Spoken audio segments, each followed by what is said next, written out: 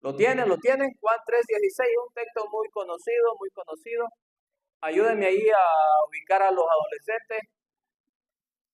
Ok, muy bien. Vamos a leerlo. Juan capítulo 3. Y vamos a leer el verso 16. ¿Lo tenemos? Dice así: porque de tal manera amó Dios al mundo, que ha dado a su Hijo unigénito, para que todo aquel que en él crea no se pierda, mas tenga vida eterna.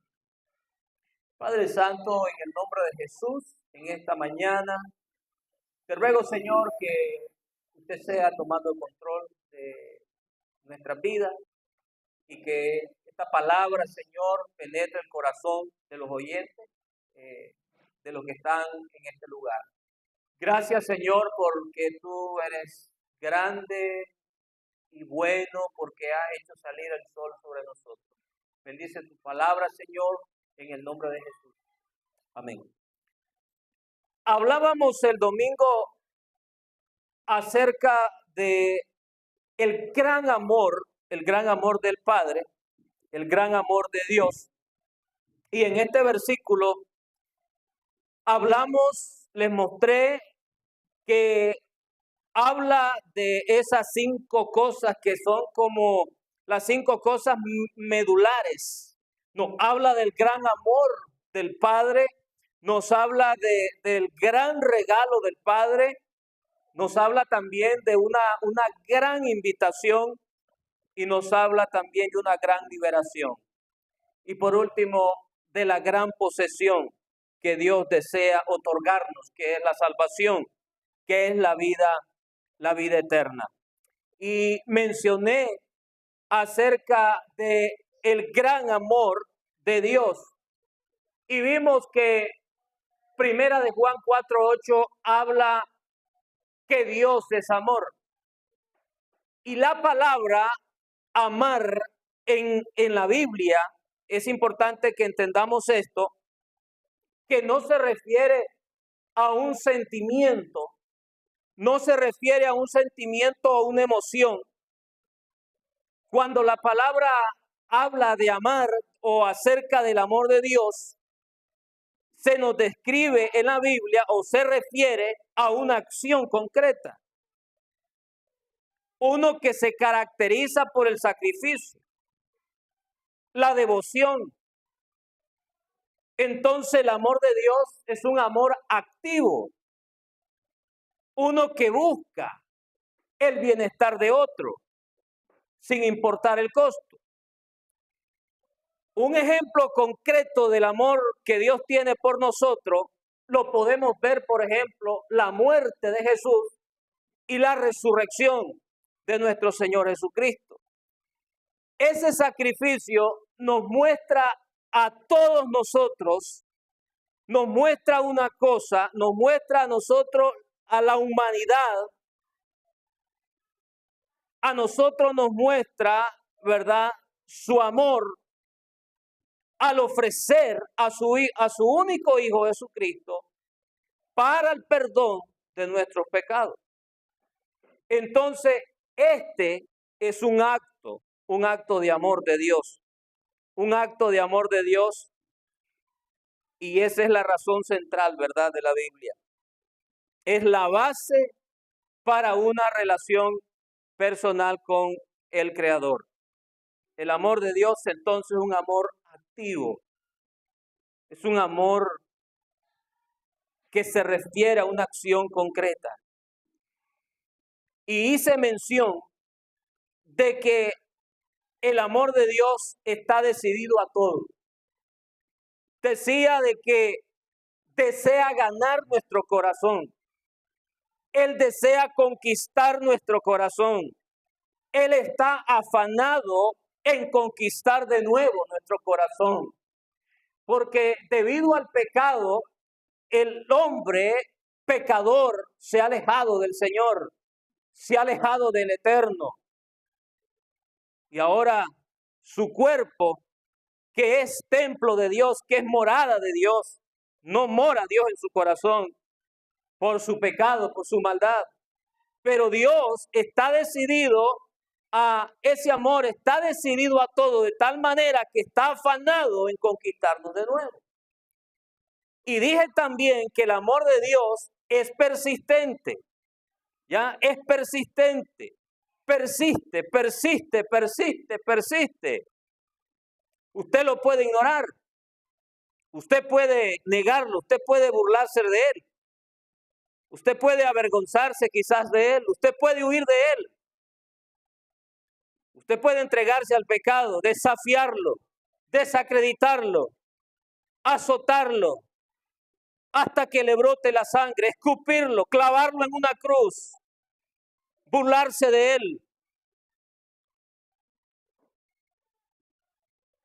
Mientras muere por el quebranto de su corazón.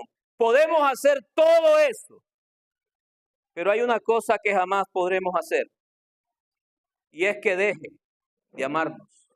Eso jamás. Porque el amor de Dios es un amor, dije yo, persistente.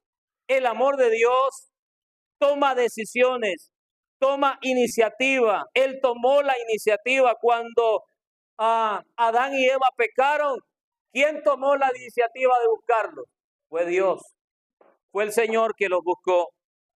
¿Por qué? Porque el amor de Dios toma iniciativa. Y qué maravilloso que Dios es el primero en dar el primer paso, en buscarnos a nosotros, en buscar al hombre. El amor de Dios es para siempre. El amor de Dios nos ama sin reparo. El amor de Dios es personal. Pero también mencioné que este versículo de aquí de Juan capítulo 3, 16, habla de tal manera amó Dios al mundo que ha dado a su Hijo unigénito para que todo aquel que en él crea no se pierda, mas tenga vida eterna. Ese es el regalo. Dice, ha dado a su Hijo. Ese es el regalo. Vaya conmigo a Romanos. Romanos capítulo 8. Romanos capítulo 8. Romanos 8. Verso 32. 8:32. Mira lo que dice. 8:32. Romanos 8:32. Dice, el que no escatimó ni a su propio Hijo, sino que lo entregó por todos nosotros, ¿cómo no nos dará también con él todas las cosas? Si Dios, imagínense, si Dios entregó a su Hijo por nosotros, ¿cómo no nos dará él todas las cosas? ¿Cómo dice la palabra? No nos dará él todas las cosas. Esto significa entonces que Dios no solamente perdona nuestros pecados, sino que nos da de su gracia, nos da de su generosidad, nos da de su misericordia. Todo eso hace Dios. Todo eso. La salvación es el regalo más grande. Es el regalo más grande de Dios hacia nosotros. ¿Cómo yo puedo corresponder al amor que Él me tiene a mí? ¿Cómo yo, siendo un pecador, un vil pecador, un pecador inmundo, sucio, cómo puedo yo corresponder a ese Dios que es santo, que es puro, que es cristalino, que es limpio? ¿Cómo? ¿Cómo podemos responder a ese Dios amoroso? Aceptando a Jesucristo como nuestro único y suficiente Salvador. Aceptando el regalo que Él nos da. Aceptando la salvación que Él nos ofrece. Y usted se tiene que dar cuenta que nuestro Padre Celestial ha hecho todo lo necesario para que podamos reconciliarnos con Él. Si una persona no se reconcilia con Dios es porque no quiere. Pero Dios ha hecho todo lo necesario para que cada persona se pueda reconciliar con Él. Si se ha alejado de Dios, si se ha apartado de Dios, tengo buena noticia para usted. Hay un Dios que ha hecho todo lo necesario para que usted se pueda reconciliar con Él, para que usted pueda recibir el perdón de sus pecados, para que usted pueda recibir la salvación tan grande que Él quiere dar. Entonces nosotros nos encontramos ante un amor que es vasto, que trasciende nuestras limitaciones humanas. El amor de Dios trasciende las limitaciones humanas. Es por eso que hay que tomar este regalo. Es por eso que hay que recibir este regalo, la salvación que Dios nos quiere dar, nos quiere ofrecer. Este texto dice, nos ha dado a su Hijo. La salvación, Cristo. Dice, para que todo aquel que en Él crea no se pierda, mas tenga vida eterna. ¿Qué significa creer? ¿Qué significa creer en Jesucristo? Significa que usted da un asentimiento o una aceptación de corazón de esta verdad. ¿Cuál verdad? Que Dios envió a su Hijo, nacido de mujer, para que pudiese en el lugar de los hombres culpable y que Dios volcó en él las iniquidades de todos nosotros. Para que Él recibiera el castigo merecido por nuestros pecados, nuestras transgresiones, habiendo sido hecho maldición por causa nuestra. Esa es una verdad. Y creer es que usted da una aceptación firme de corazón a esta verdad, que Él envió a su Hijo para que Él muriera en lugar de los hombres. Creer en Jesucristo sencillamente que usted confía en Él, que usted pone su confianza en Él, aunque nunca haya creído de corazón, pero usted pone su confianza en Él. Por eso es que Él está esperando que usted ponga su fe en Él, que usted ponga su confianza en Él. El pecado nos trae a nosotros condenación, pero la fe en Jesús nos libera de la condenación, nos libera del castigo eterno. Dice la Biblia, la paga del pecado es muerte. Esto no nos gusta a nosotros, pero está incluido allí. Dios es un Dios que odia el pecado. Él va a condenar a todo aquel que persiste en vivir en pecado, todo aquel que vive en el pecado. Salmos capítulo, mire lo que dice, Salmos capítulo 5. Salmos 5, versículos 5 y 6. Dice, Salmos capítulo 5, y vamos a leer el 6, el 5 y el 6. Los insensatos no estarán delante de sus ojos. Aborreces a todos los que hacen iniquidad. Destruirás a los que hablan mentira. Al hombre sanguinario y engañador abominará Jehová. Miren lo que dice la palabra de Dios. Dice que aborrece a todos los que hacen iniquidad. Dice que destruirá a los que hablan mentira. Al hombre sanguinario, engañador, abominará Jehová. ¿Qué nos dice esto? Que Dios es un Dios justo. Que Dios va a castigar a aquellos que viven en pecado, aquellos que no se arrepientan de sus pecados.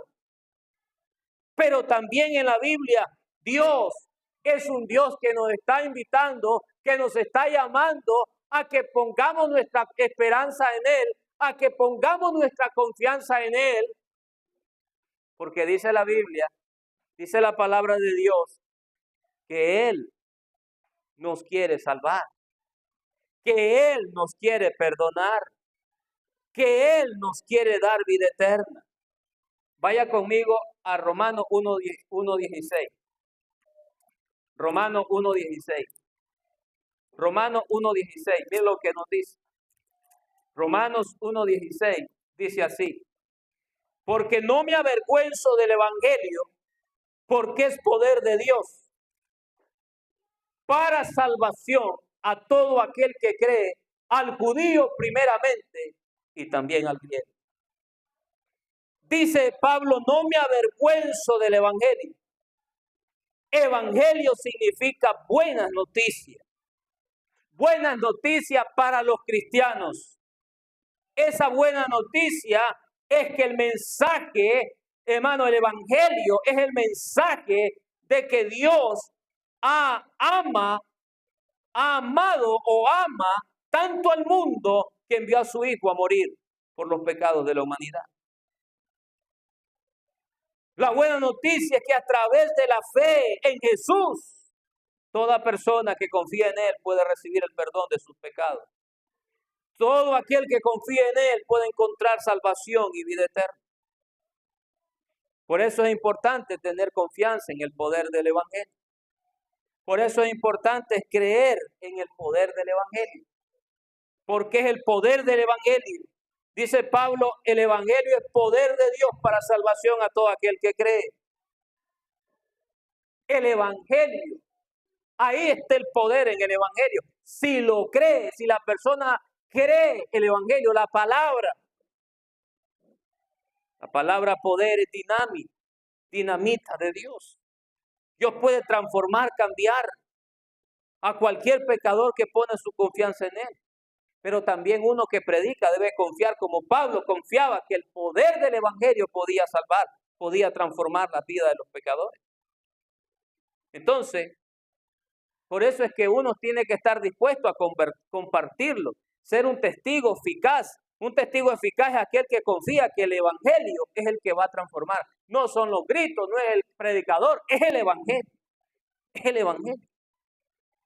Mire conmigo Juan 3:18. Juan 3:18.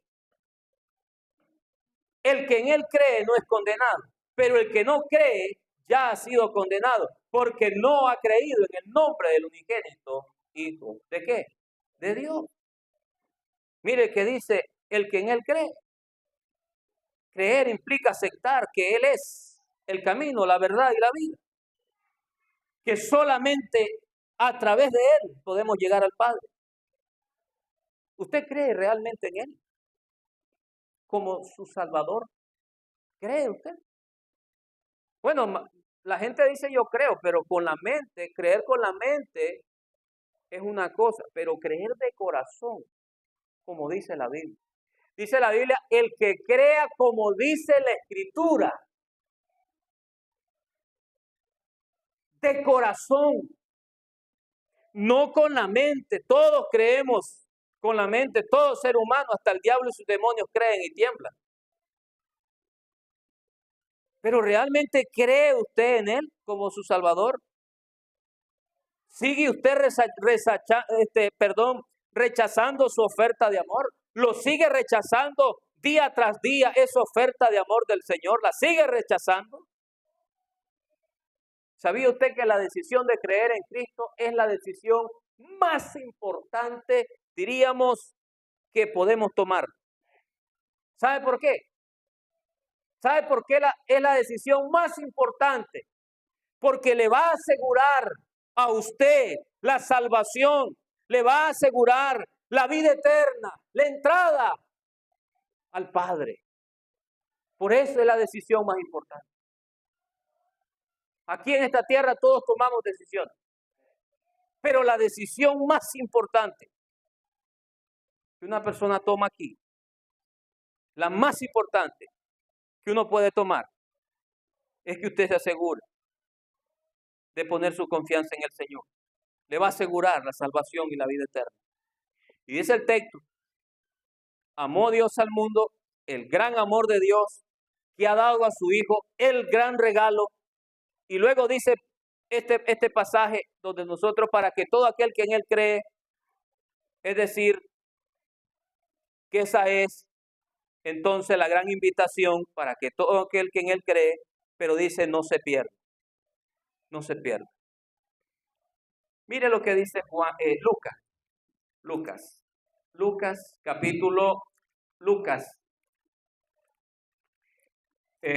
Lucas capítulo 4:18. Lucas 4:18. Lucas 4:18. Mire lo que dice. Lucas 4:18. ¿Lo tenemos? El Espíritu del Señor está sobre mí, por cuanto me ha ungido para dar buenas nuevas a los pobres.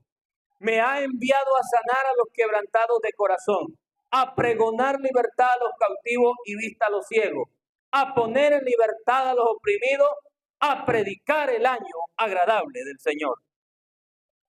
Cuando dice no se pierda, entonces hay una gran esperanza de que haya una gran liberación.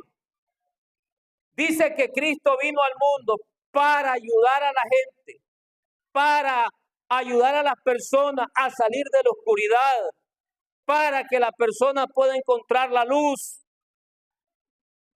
Por eso el mensaje del Señor es un mensaje de esperanza, es un mensaje de misericordia, y dice que la misión del Señor es traer salvación a todos los que creen, a todos los que lo aceptan, a todos los que lo reciben. ¿Van a ir todos al cielo? No, ¿por qué? Porque no todos lo han aceptado, no todos lo han recibido. La Biblia dice, más a todos los que le reciben, a los que creen en su nombre, les da potestad de ser hechos hijos de Dios. Y hay gente que se aferra a su pecado. Hay gente que se aferra a su incredulidad. Hay gente que se aferra a su creencia. Hay gente que se aferra a negarse a escuchar la palabra de Dios, la palabra que Dios tiene para decirle, la palabra que Dios quiere decir. La gente que se aferra a no oír, a cerrar su oído, a no escuchar. Y gente se va a perder, se va a ir al infierno por su propia decisión. Porque así lo ha decidido. Porque se ha aferrado tanto a su pecado, se ha aferrado tanto a su maldad, que decide decir no a la invitación de Dios, no al amor de Dios, no a la misericordia de Dios, no a la gracia de Dios. Y se pierde y va al infierno. La Biblia dice para que no se pierda, quiere decir que va a haber gente que se va a perder. ¿Y por qué se van a perder?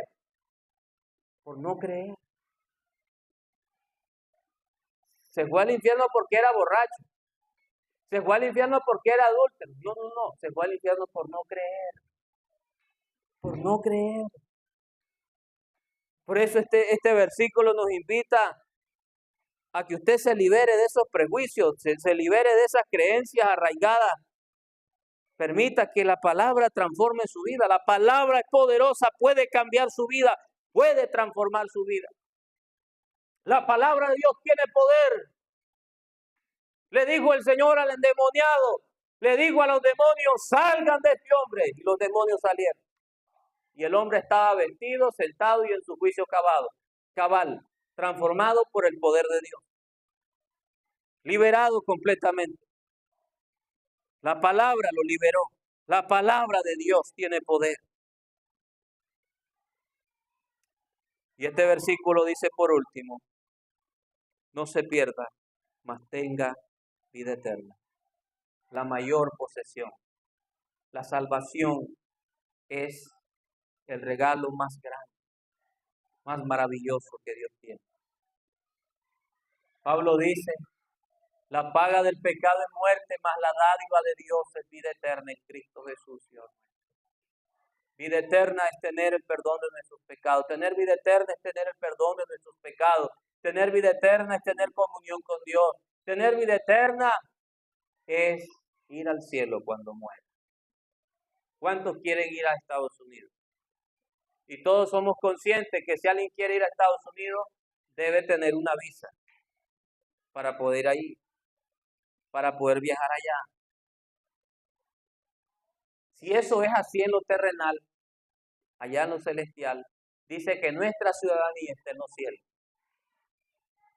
Que la visa para entrar allá en los cielos es la salvación, es la vida eterna. Y Dios no quiere que nadie se pierda. Dios quiere que todos procedamos al arrepentimiento y tengamos vida eterna. Pero ¿cuál va a ser su decisión?